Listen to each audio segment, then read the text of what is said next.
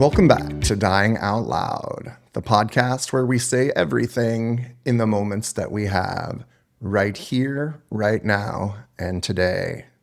People ask me a lot of questions about having stage 4 colon cancer. But there's another category of questions that I hear even louder. And those are the ones that never even really make it out of someone's mouth.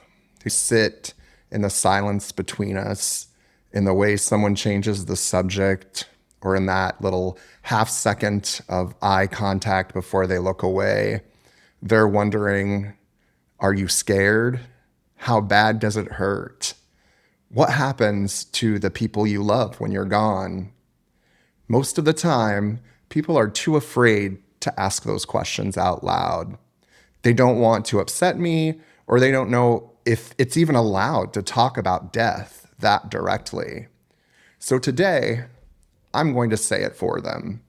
I'm going to ask myself the questions that most people never dare to ask someone who is dying, and I'm going to answer them honestly. This is Dying Out Loud, and today we're talking about the questions you're afraid to ask me. On today's show, I'm going to pull back the curtain on what it really looks like to live and eventually die with stage 4 colon cancer in real time and in real life. But today's episode is a little different. It's just you and me. There's no guest, there's no co-host, just one person with stage 4 cancer and one microphone. Over the last few months, people have asked me a lot of thoughtful questions. There are those questions that hover in the air, but don't ever get asked. The ones people are scared will sound rude or too dark or somehow make death too real if we say them out loud. So here's what we're going to do. I've taken 10 of those forbidden questions. These are the things most folks want to ask someone like me, but they usually don't. I'm going to read each question out loud, and then I'm going to answer from where I am right now, physically, emotionally, spiritually, all of it. My hope is that in this episode, I can offer you some help so that you can show up more honestly for the people you love. Maybe you'll even help yourself feel a little less alone if you're staring down something like this yourself. But before we dive into the questions, I want to name something. This is awkward. It's awkward for you, and it's awkward for me. Most people have been trained their whole lives to avoid talking about death. It's treated this taboo subject that if we mention it, it might somehow come closer to each of us. So we stay on safe ground. We talk about the weather, we talk about test results, we talk about staying positive, but we never quite touch the real thing that we're both thinking about. But avoiding it doesn't make it less real. It just makes the person who's dying feel more alone. Been there, done that. So I'm doing this episode for a few reasons. First, because honesty is a kind of mercy. When we stop pretending, we can actually be real with each other. Second, I want to show you that you can talk about death without breaking the person that you're talking to. If anything, it can be a welcome relief. And finally, because these are the questions I wish people felt safer asking, not just to me, but to anyone at the end of life. As you listen, I hope you picture someone in your own life who is sick or grieving or aging. Think about the questions that you've swallowed back with them. And maybe after this, you'll feel a little braver or at least more natural having those conversations. All right, let's get into these questions. The first question is, and this comes from everyone in some way, shape, or form, is, are you scared of dying? The fast answer is no. In my head, I've already reached so many places where my life was to have expired, the 9-month mark, the 2-year mark, the 3-year mark. And I passed all of those expectations. But in getting ready for each of those milestones, I was preparing for the end of my life. There are a lot of days when I feel very oddly at peace, when I can zoom out and see my life as this perfectly finite arc.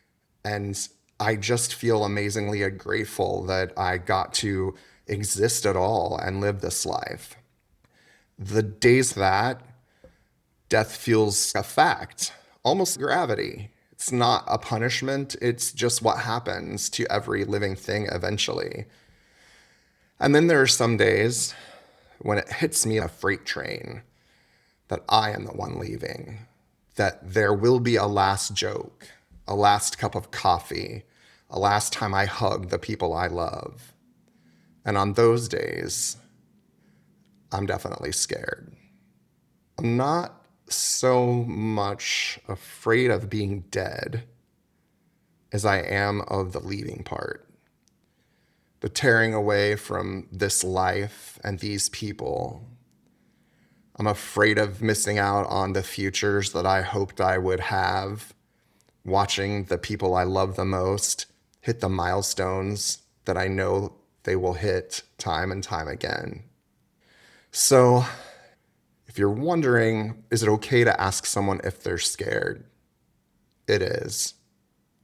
Just don't ask that question unless you're really ready to listen to the answer.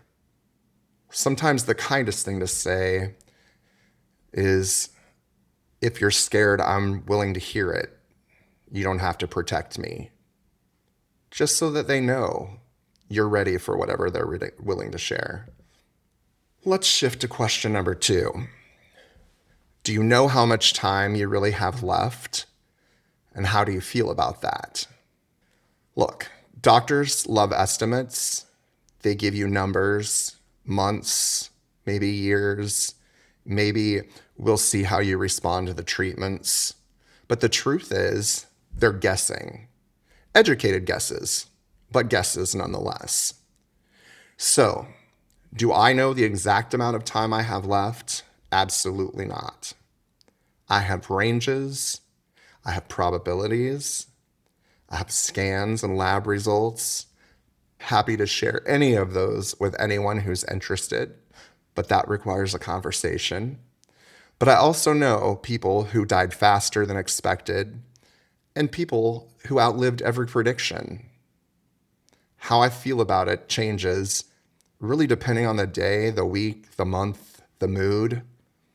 Some days, having a rough sense of time feels a gift. It really helps me prioritize. It makes it easy to say no to the nonsense bullshit and yes to the stuff that's really important and that matters. And there's this constant reminder that today isn't a dress rehearsal. I don't get a chance, perhaps, to redo it tomorrow. So the best is required of me today. Other days, I feel I'm on a countdown that I didn't agree to. Every calendar date just becomes loaded. Will I even be here by then?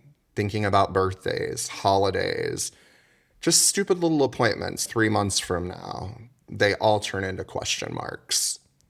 If you want to talk to someone about this, you don't have to say, so, how long do you have? You can say things, how do you think about time now? Or does the future feel different to you these days? That's a much more gentler way of jumping into that same territory. Question 3, are you in pain a lot of the time? And what does it actually feel day to day? This one is one of the questions people really don't ask, but they want to know. And if you're someone that knows me really well, I usually just tell you so that you don't even have to worry about figuring out how to ask. The honest answer is absolutely yes, there is pain.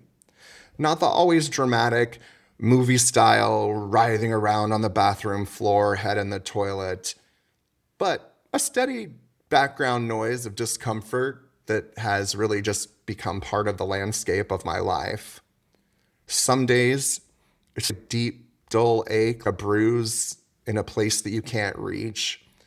And other days it's sharp, an electric shock or a knife in the wrong place at the wrong time.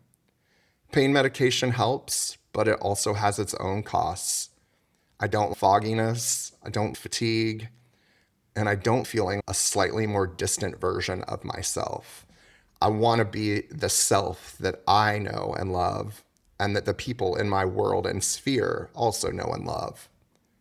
Pain isn't just physical, though. There's an exhaustion just to the managing of appointments, side effects, insomnia, the emotional weight, just constantly adjusting to a new normal that keeps changing on the daily. If you're with someone who's sick and you're afraid to ask about the pain, you might just try, how's your body treating you today? Is today more of a pain day or an okay day? That respects their reality without making them your medical report. Question number 4. Do you ever wish the doctors would stop treatments and let the disease just take its course? Absolutely. I have definitely thought about that more than once. It is the reason that I made the decision in December to stop my treatments for chemo, but I still do radiation treatments and other ad hoc treatments as necessary. There just comes a point in the journey where every new treatment comes with a question. Is this going to give me more life or more time in misery? And those are not the same thing.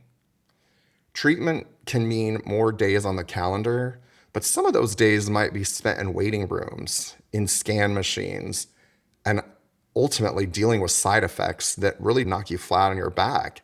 So when you start weighing in everything against the quality of life, it really becomes a matter of, is life on chemo the life that I enjoy? There are days when I feel ready to fight for every inch, to try the next thing, to squeeze as much time as I can out of this body.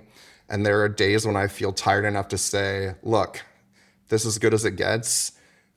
I don't want my remaining time just to be good days for more bad ones. That is real tension. It's not about giving up. It's about choosing how you want to live with the time you have. If you're close to someone who's making these types of decisions, one of the kindest things you can say is, whatever you decide about treatment, I'm with you. I don't need you to keep suffering just so I feel better. Question number 5. What are you most afraid of about the process of dying itself? I'm less afraid of the moment of death and more afraid of the lead up. I worry about losing my independence, just having to have other people do everything for me, feeling a burden, even if they insist that I'm not. I worry about the pain that can't be relieved, or confusion or agitation if my mind starts to go before my body does. I'm also afraid of the helplessness of watching the people I love watch me decline. That's double grief. It's my own, plus it's seeing theirs in their eyes. I want my death, as much as I can influence it, to be as gentle as possible on the people around me. Doesn't mean painless or pretty, though those would both be nice, but I hope for honesty, good symptom management, and people in the room who aren't pretending everything is fine. If you're scared to talk about this with someone who's dying, you can share the fear instead of hiding it. I'm scared of what the end might be for you. If you ever want to talk about what you hope or what you're afraid of, I'd rather be honest with you than pretend. Question number 6. What do you worry about most for the people you love after you're gone? This has been the question I have spent the majority of the last 4 years thinking about. And in my over planning type A personality self, I would say I've probably spent more time building strategy and structure around this question than any other part of the dying process. I honestly worry about their hearts more than any of the logistical things. I worry about the first big holiday without me, the small anniversaries that will suddenly sting. I worry about the way grief sneaks up in the grocery store aisles or songs on the radio. I worry about them feeling there was something left unsaid. Maybe I didn't know how much they loved me, or they didn't say what they needed to say in time. Of course, I always also worry about the practical things. Will they be okay financially? Will they have support? Will they give themselves permission to keep living fully, or will they freeze their own life as some memorial to mine? If you love someone who is dying, one of the greatest gifts you can give to them is to say out loud, I will be okay. Maybe not right away, and definitely not because you didn't matter, but I will eventually be okay. I'll keep going, and I'll keep living. Question 7. What do you regret the most when you look back on your life? Regret looks different when you know your time is short. I don't really spend a lot of energy on small specific regrets. Making a wrong turn, getting a bad haircut, spending a little too much money on a purchase. The regrets that haunt me are mostly about time and presence.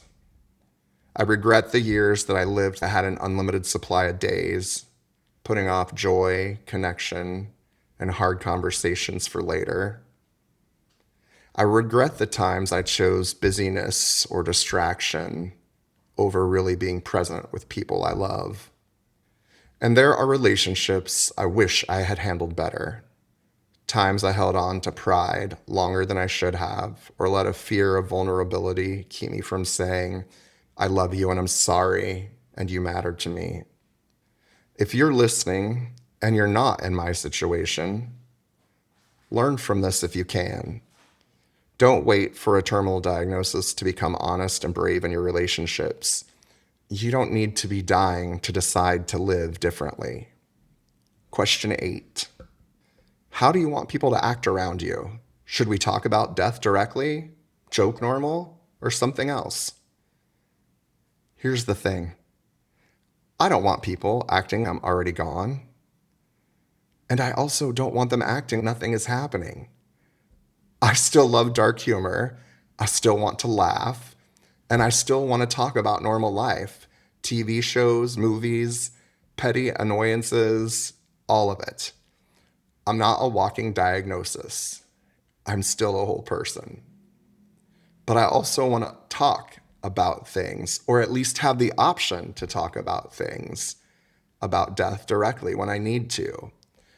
I want people who can handle hearing, I'm scared today, or I'm thinking about my funeral, without immediately changing the subject or slapping a positive sticker over it.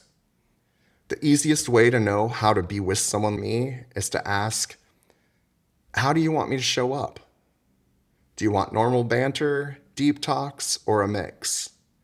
For me, the answer is a mix. Let's be us, the way that we have been, as long as we've known each other.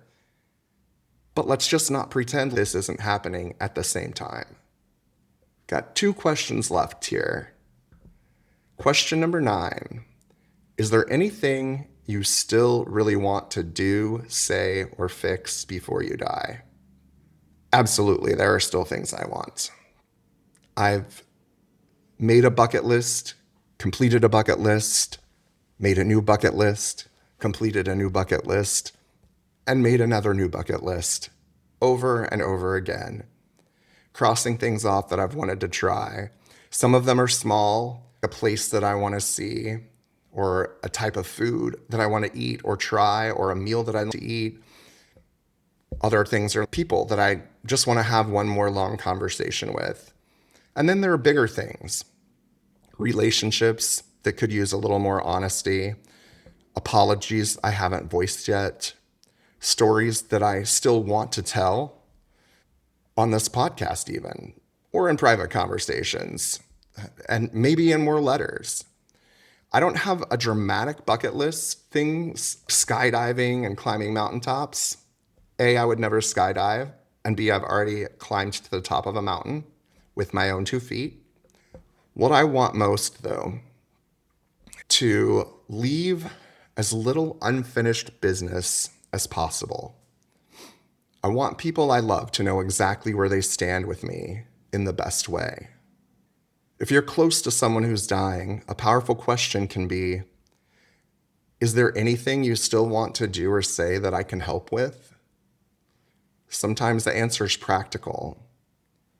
And sometimes it's, yeah, I'd love for you to sit with me while I make that phone call. Question 10. How do you want to be remembered? And what do you wish people understood about what this experience is really? I don't need to be remembered as brave in some movie of the week sense. I don't want my life reduced to a battle I lost against cancer. I'd like to be remembered as someone who told the truth, someone who loved hard, even when it hurt, someone who didn't look away from my own mortality or from the pain and the beauty of other people's lives. This experience is not one thing. It's not all tragedy. It's not all inspiration. It's boring and painful and hilarious and tender and unfair and weirdly ordinary, all at the same time. I wish people would understand that talking about death doesn't kill hope. It can actually make room for a different hope. Not that I'll live forever, but that however long I have, I can live it awake. And maybe, just maybe, help a few other people do the same. If, after I'm gone, my name comes up and someone says, he made it a little easier for me to be honest about death and about life, that would be more than enough for me. Those are the 10 questions, folks, that people are usually too afraid to ask me. As you were listening, you might have thought of your own unasked questions for me or for someone in your life. Maybe you realized you've been tiptoeing around a friend's diagnosis because you didn't want to upset them. Or maybe you've been carrying your own fear of dying around a secret, never saying it out loud because you think it's too heavy for other people to hear. If this episode does anything, I hope it gives you permission to start a different conversation. That doesn't mean banging in and interrogating someone who's sick. It just means gently, respectfully, saying things, I'm afraid of saying the wrong thing, but I care about you. What do you want to talk about? If you ever want to talk about how you're doing or what you're scared of, I'm here. How do you want me to be with you in this? You don't have to fix it. You just have to be willing to stay. And if you're the one living with something terminal or uncertain, I hope this episode reminds you that you're not obligated to comfort everyone else by pretending you're fine. That is not your job. You are allowed to tell the truth about what this is for you. It is your life, it is your journey, and they are your words about being fearless. It's about refusing to let fear have the last word in the time you have left. Thank you for staying with me through these questions. Listening to someone talk this openly about death is its own courage, and I don't take that lightly. If this episode helped you, if it gave you language for a conversation that you've been trying to have, or that you've just been avoiding, or maybe it made you feel a little less alone, would you share it with one person in your life? Maybe a friend or a family member, somebody who's walking through illness or grief? It might give you both a way into a deeper conversation. And I'd love to hear from you. If there's a question you've always wanted to ask someone with terminal cancer, but you've never said it out loud, send it to me. Kris, Kris, at dyingoutloudpodcast.com. It can be anonymous if you want. I will likely do another episode where I answer more questions, the ones you're carrying around quietly. You can reach me again at Kris, Kris, at dyingoutloudpodcast.com, or use the contact form on our website. This has been Dying Out Loud. Thank you for letting me be honest with you and for being willing to listen. Until next time, take care of yourselves and don't be afraid to talk about the things that matter, even when they scare you.